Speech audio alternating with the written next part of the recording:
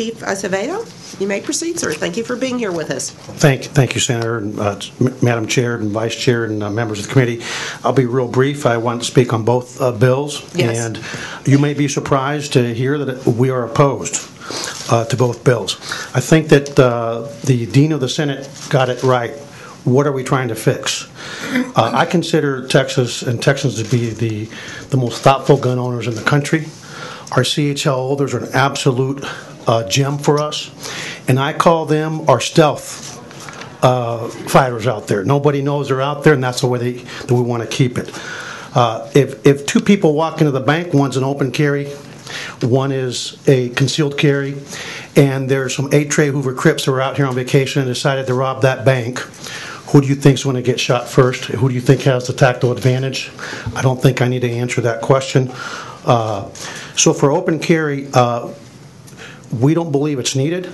As a crime-fighting measure, violent crime continues to drop around the country, and it's going to create a lot more problems. For me as a police chief, what I want to ask this body is, who's going to pay for the training?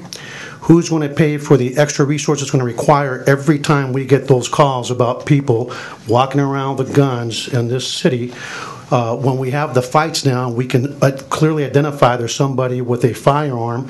We have to respond in a totally different manner, and that's going to be costly. It is going to be a huge fiscal burden on law enforcement, and I would just ask this Senate and this body and this institution that is very thoughtful about the cost of taxpayers to consider risks versus benefit.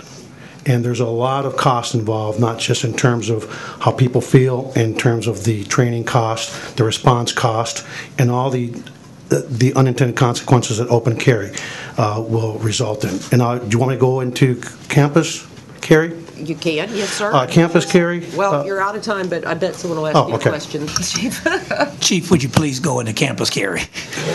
Okay, sure. First thing, I want to just say something as a father whose son is at a public institution. I certainly would hope that my son and his fellow students and the people that work in the public institutions will be given the same courtesy that those that can afford to go to a private institution will have, and that's the option to opt out. Because I can tell you, when you poll this issue about campus carry, it's almost universal that it is not supported in any poll that I've ever read. The same thing holds for executives. Somebody wanted to ask earlier about police executives. The Texas Chiefs polled the police executives. I can tell you that they're in very large numbers opposed for the ones that answered the poll to either one of these bills. We have an epidemic in this country of sexual assaults on campus. We have a real challenge of students consuming alcohol, abusing alcohol, and the consequences come with that. And we have an absolute challenge when it comes to mental health with kids committing suicide. The last thing we need to do is to introduce now firearms that when that sexual assault occurs, now a person can lawfully be with guns on campus, decides to, I don't want to have to face the music, so maybe I'm going to now be able to shoot that sexual assault victim because I've panicked. We don't need to create an environment that bring firearms on campus. The friendly fire issues that we've talked about. We had an active shooter in Austin, Texas about 3 or 4 years ago with an AK-47. I was on scene within 3 minutes. The first thing that the police chief did was order all police officers not readily identifiable as police officers, i.e. in uniform or tacked up, to stay out of the operation area because we don't need blue on blue fire. It's a bad idea. It's not supported by the vast majority of people that have students, that are students, that work, that lead, and that administer college campuses. And again, what are we trying to fix? I think that's a great question by the Dean. Chief, yes, sir. For my couple questions. Yes. One, someone made the point earlier that in order to reduce instances of campus rape, by having access to guns, women could protect themselves. In the broader public, I'm just wondering, what is generally the case when a gun is used? For the victim to protect themselves or for the perpetrator to do harm to the victim? You know, I would argue, Senator, that having a person armed on campus may give, or anywhere, gives them a false sense of security. I've always taught my kids and myself that good sense, good judgment, staying sober, making sure you're aware of your surroundings, that's the key to life, is to staying alive. It's common sense and good judgment. My concern is that those firearms are now legal and authorized on campus, and the right situation can now be turned on a young woman or a young man, and so it just creates another set of problems. In addition to that, once that person panics, kind of like a burglar, you break into a home. I don't like home burglaries, because every burglary, statistics being what they are, sooner or later turns into an aggravated assault or a homicide. We just had one here a month ago, a double homicide out of a burglary. The same thing concerns me, that now we're going to create an environment where people are lawfully allowed to carry firearms on campus, and we potentially are turning sexual assault victims that we have a lot of resources to help these young people turn into survivors through our victim services and so forth, into potentially murder victims.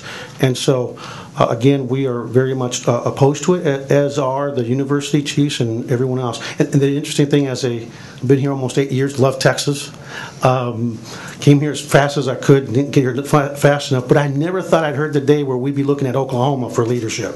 And this is Texas. We don't need to look anywhere else. We know how to do it right. We have a CHL program second to none, and I would hope that we continue to focus on a program that's proven worthy. I promise you, I talk to CHL holders all the time, and I ask them, hey, this is going on. These are very conservative, salt-of-the-earth people. What do you think about open carry? They don't support it. It's a very small but vocal community that supports it, and I think that we are mistaken when we think and we assume, because noise equates to support. The noise does not translate to the amount of support. I promise you that if you poll this issue throughout Texas, you will be surprised at the results. Just one more question, because I know my colleagues want to jump in as well, and You'll be next. Yeah, and I asked my sheriff to come so he could answer these as well. But I'm just going to ask you. This is my sheriff too. Yeah. I love this when man. When he speaks to me, address it. He's my sheriff too. That's right, our sheriff, America's sheriff. How about that? And America's mine, police too. chief. On this issue of profiling, which Senator Zaffarini was so graceful at raising earlier. Look, in my sense, is one reason why I think most people are so quick to deny it is because deep down inside we all know we still have burdens to overcome, regardless of who we are. You know, even with me, when the issue comes up, I want to make sure I'm not reacting to some latent stereotype that may be in the back of my head I don't know about. But if you got more access to guns, do you have any concern on the part of the public or your officers in terms of needing more training, more education, so that we're not just more apt to react because of any of those latent things that we all want to overcome, but they still exist? Do you want me to? Chief? Police officers, my officers go to the range and train on tactics every month, every member of the department, force on force, simunitions, with firearms. And police officers, I was testified to earlier, are injured, seriously injured, and assaulted on a regular basis. What happens to the criminal element when they know that you are armed, as you can see by us here, they know that they have to initiate the attack, surprise you, and as an open carry, which I'm doing, I lose the element of the surprise. So you lose that tactical advantage. The second piece is the gun retention. You know, there's a big debate in this country. You always hear the police killed an unarmed person again. And what they don't understand is that when you're in a dynamic, extremely violent confrontation as a police officer, there is always a gun in play. And that gun is your firearm. And despite the fact that we are trained, most of us are fit, we have a level 3 retention holster that I'm carrying that is maximized retention. We lose our firearms, get overpowered and lose them.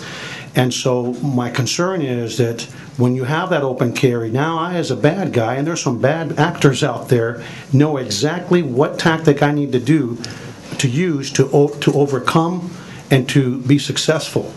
And I'm very concerned that, again, what we're creating is opportunity. The second piece is the cost. I don't think that needs to be really considered in terms of the response calls when we now know going in and the public sees people with their firearms in a violent confrontation in a fight and they call 911.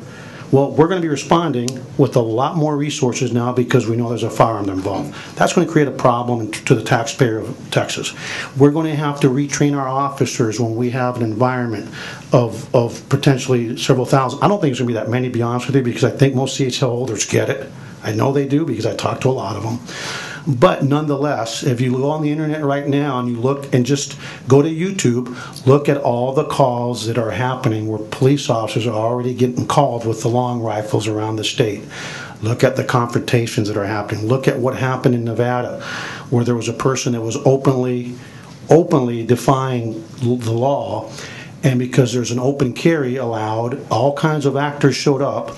Law enforcement from the Metropolitan Police Department in Vegas responded. Everybody responded. They couldn't tell who was who, and guess what happened? They had to retreat. We don't have a problem in our state. We have a model in our state, and I would submit that we should be leading the nation, not the other way around, and we got it right, not necessarily the rest of the country. Thank you. Senator Birdwell? Thank you, Madam Chair. Chief, you have my profound respect. You also have my profound disagreement on a number of things. But I've heard something in your testimony that I want to make sure I understood, because I think it really gets to the seminal issue at hand. Correct me if I'm wrong, but it sounded to me as you said you would rather have a woman go through rape survival counseling than murder recovery. Obviously, there's no recovery for murder, but no, sir, that's not what I said. We could help we could, if we introduce, if I would rather have a woman never be victimized. Well, and that would be my intent too, Chief. And this, look, I know you don't agree with the bill. Yes, sir, but I need to correct that to make sure. I don't want people to think. No, I understand. But I don't want a woman that end up not just a sex assault victim, but ends up being murdered with their own firearm, right, because they haven't put in the training, the retention, the weapons retention. Right. That firearm can be, if it's being used against trained police officers, I think it was 50-something, right, and that's just the ones that died. That's the concern, and so that's what I was talking about. Believe me, if a woman can, because the way I heard it, I thought yes, there's no way you could really mean what I thought. Absolutely not. I just want to make sure that everybody understands my position. Understand, Chief. Yeah. But I want to make sure we're getting at, look, these are our CHL holders that you've already complimented them as being absolutely. But I think it is our obligation to afford them that choice. Because if we don't, I'd rather be tried by 12 than carried by 6. And when seconds counts, as we've heard another testimony, and it is no slight to law enforcement, you'll arrive in minutes. I want you to arrive, but I can tell you that those seconds may be seconds to you, but they'll be an eternity to whoever's dealing with it. Yeah. And so I clearly respect your position, your duties to the people of Austin. Our duty is to protect the rights of those individuals. If they choose not to exercise them, that is their decision. If they choose to exercise them, that's their decision. That's what we're trying to protect. I appreciate that, Senator, and that's why I said earlier that I would hope that this great institution affords the same right to public universities and doesn't disenfranchise people that may not be.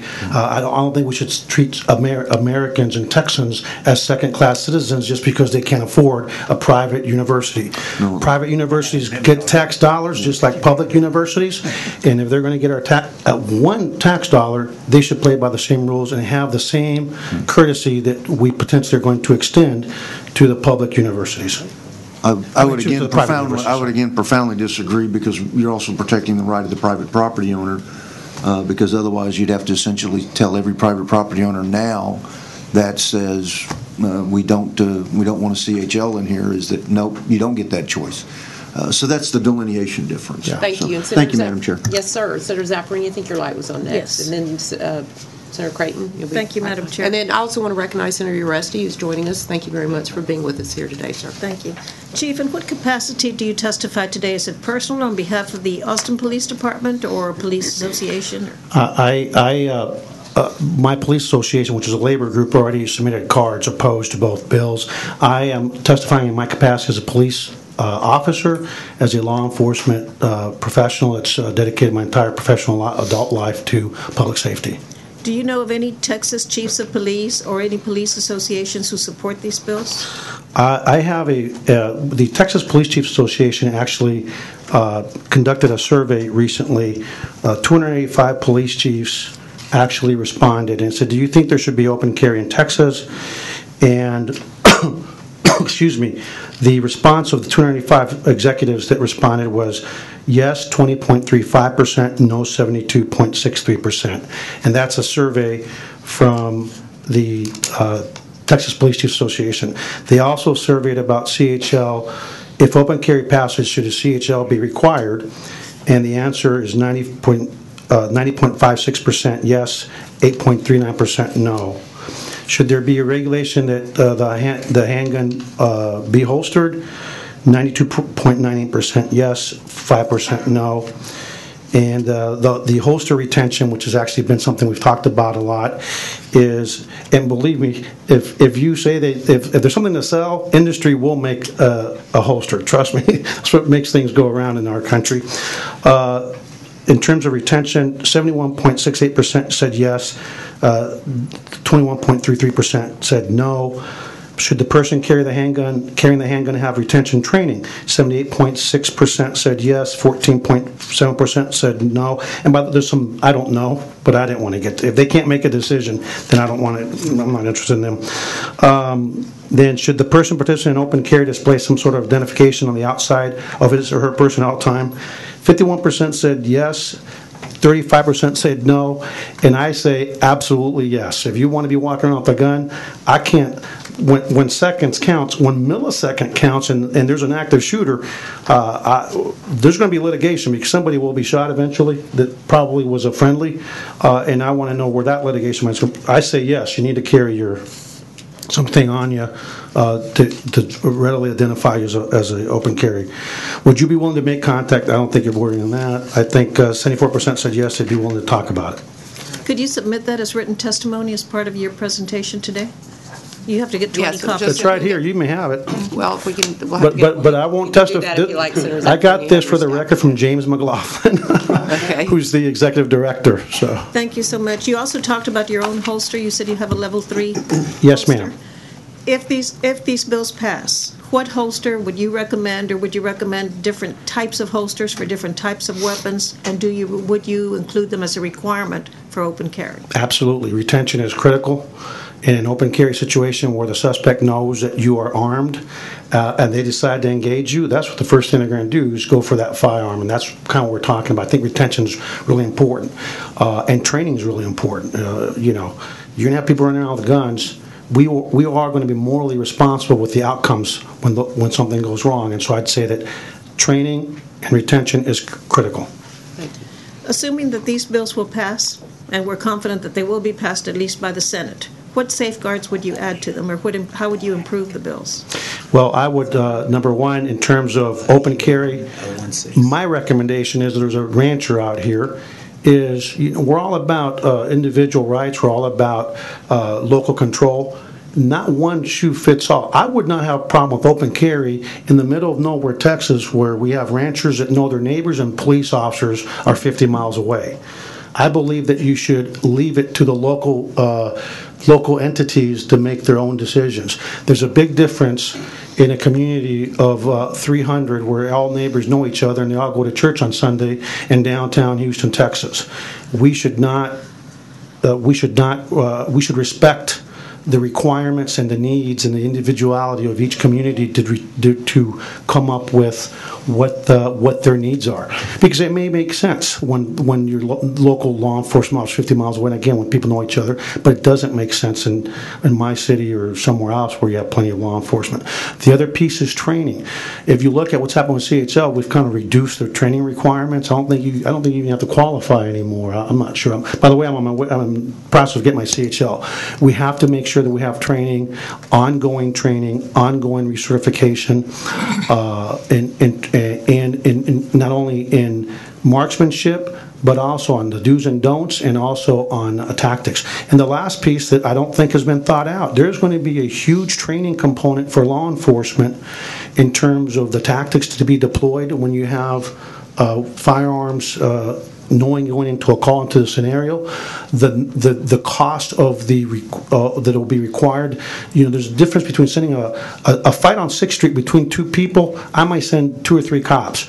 A fight on 6th Street where we know we have guns involved, we're going to be sending a lot more officers. Those are real economic costs. So we need to actually look at who's going to pay for the training, and then also the economic cost of the actual requirements for law enforcement to respond to all these open carry calls that will come. Well, you've touched on my next question, and my next question was, what unfunded mandates do you associate with either or both bills? And so basically you're saying training would be the number one cost. Training, and I can tell you that most departments, we have some real challenges with training costs. We don't have the training budgets that we need, and the last thing we need is to have an open carry bill that now is going to require, if they are going to serve the people of Texas the way Texans want to be served, law enforcement to train extensively on the tactics that are going to have to deploy to respond to different types of emergency calls, and how to respond to them safely for everyone involved.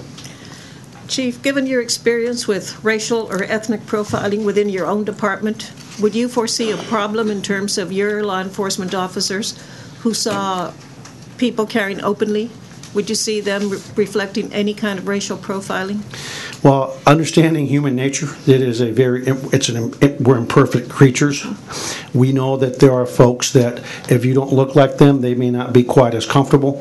It's almost like if you saw three individuals dressed in Middle Eastern attire and they stand there with an AK-47, and how are people going to respond to that as opposed to a guy with his cowboy hat and his belt buckle? It is going to have an impact, because people are people, and people form their own values and their own decisions, and that will be somewhat of an issue. Thank you. Thank you, Madam Senator Creighton.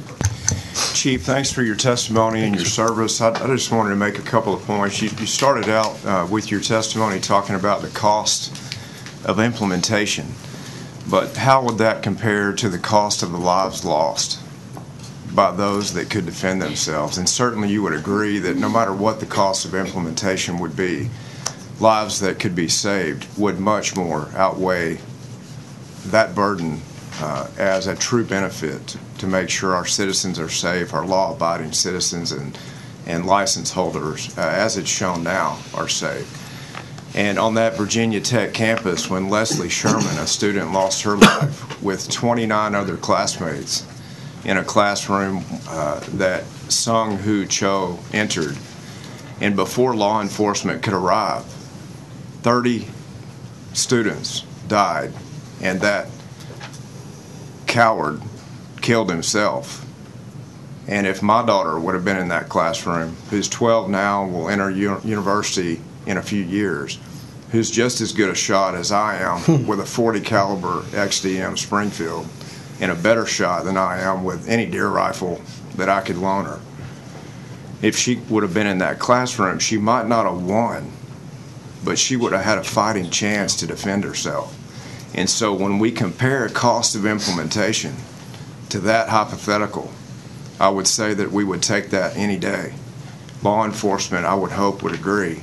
And again, with all due respect, because I'm so thankful for you and law enforcement and my family and all that serve and protect us on a daily basis. And with the reference to Oklahoma, Oklahoma leads this nation in a lot of different categories. Their governor, outgoing, led the Republican Governors Association this past year, which we all saw the mandate nationally in the election returns by that leadership. and with a kindred spirit and the independence and the common ground that we have with Oklahomans, I would just say, along with 44 other states that now allow open carry, and we don't as Texans, that I would follow Oklahoma any day over who we're following now, which is California, Illinois, and New York. So thanks, Chief. I appreciate your testimony. Thank you, Senator Creighton. Thank you for your testimony Thank today. you. Thank you all. And